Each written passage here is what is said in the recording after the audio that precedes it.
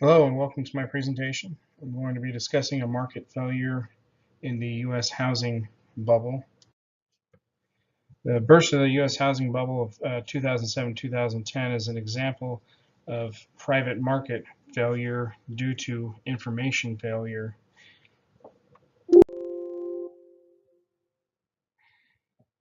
Deregulation of the 1980s and 90s led to risky and misleading mortgages with adjustable interest rates and lax lending standards, all equal loans that many homebuyers could not actually afford in the long run.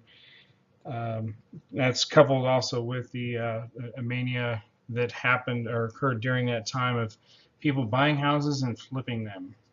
There's TV shows all over the place and marketing all over the place to make a quick buck or make a ton of money, buy a house cheap, flip it, sell it for a ton of money. And during the same period, the building of homes skyrocketed, housing tracts popping up by the tens of thousands of homes, in addition to the actual prices of the homes soaring above and beyond what anybody would have ever imagined. When everything caught up and the bottom fell out, many millions of Americans lost their homes due to foreclosures because they couldn't afford those risky loans, mostly because they just really didn't understand what was in those loans and how they worked and how the repayment was going to work.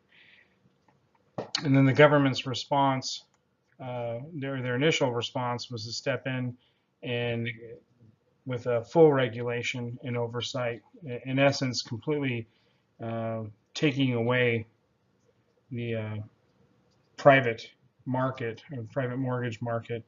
The Federal Reserve took on all the credit risk, thereby taking on the mortgage market themselves within the federal government. In addition to them taking on all the risk and all the credit risk, they also lowered interest rates temporarily. The problem with this is allocating the provisions to the mortgage market. The federal government was taking away those same resources from other areas of production. And thank you for watching.